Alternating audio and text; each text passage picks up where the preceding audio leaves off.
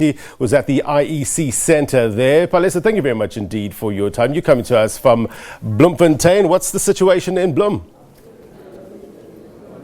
Well, Blaine, indeed, we are at the Results Operation Centre here in Bloemfontein, and we know that just over 80% of the results have been, of the votes rather, have been counted. We just spoke to one of the IEC officials just a few minutes ago before we went on air. We know that we're also dealing with preliminary results at this stage, so it's not your final results.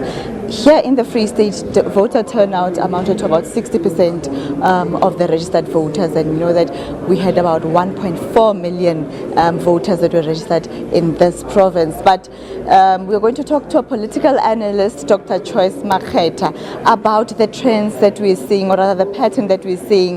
The ANC rather remains in the lead with just over 60% of the votes. In fact, it's 62%, with the DA also still as the official opposition. But Dr. Palesa Moeti, let's talk about the ANC. Them being in the lead does not necessarily mean that the Free Staters are happy with their delivery. We've seen a lot of service delivery protests.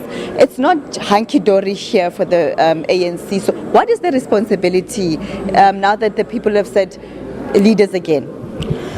The responsibility is huge.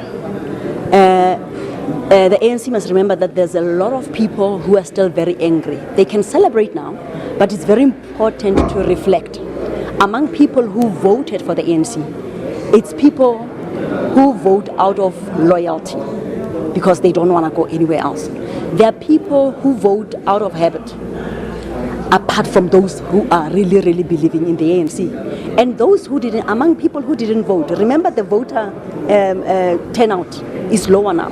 There are people who say if they can't vote for the ANC, they're not voting for anybody. So we must not ignore that. Power comes with a lot of responsibility. Service delivery, public service, provincial government and national government, public servants who serve under the ruling party, the government must understand the responsibility that comes with that kind of power. It requires a lot of humility. It requires the party to go back to the people and really improve on the quality of service. Now let's talk about the DA.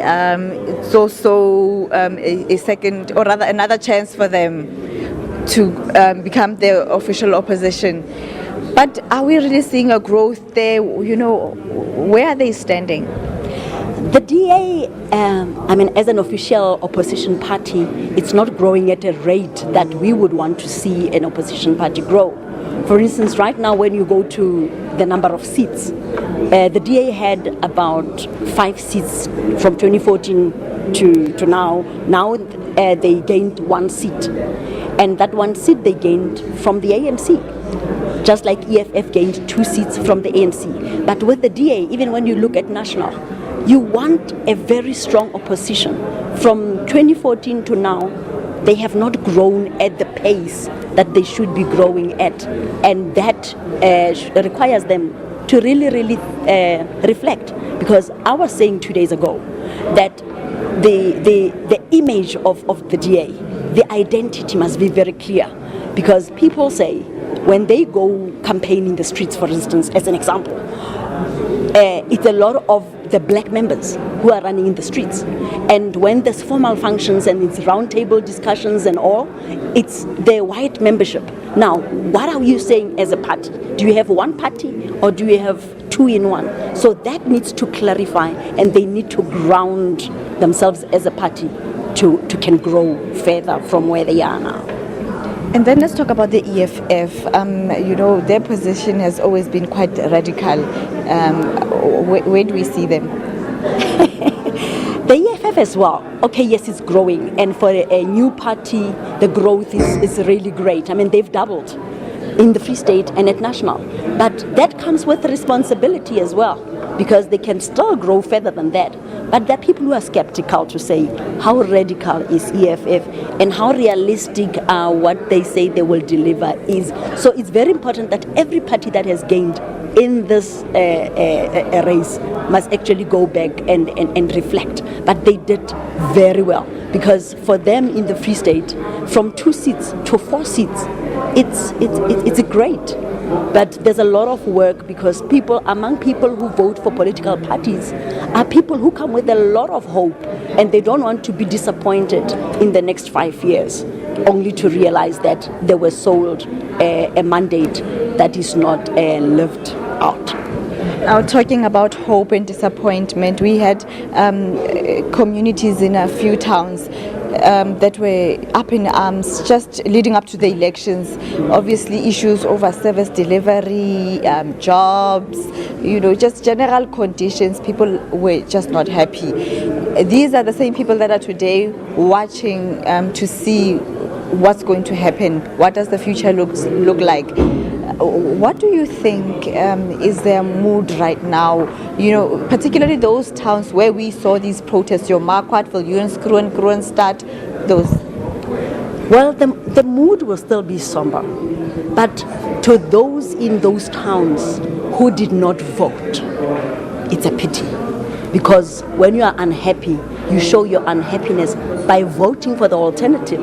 And for those who are unhappy and still voted for the same political party, it means they have hope that things would change.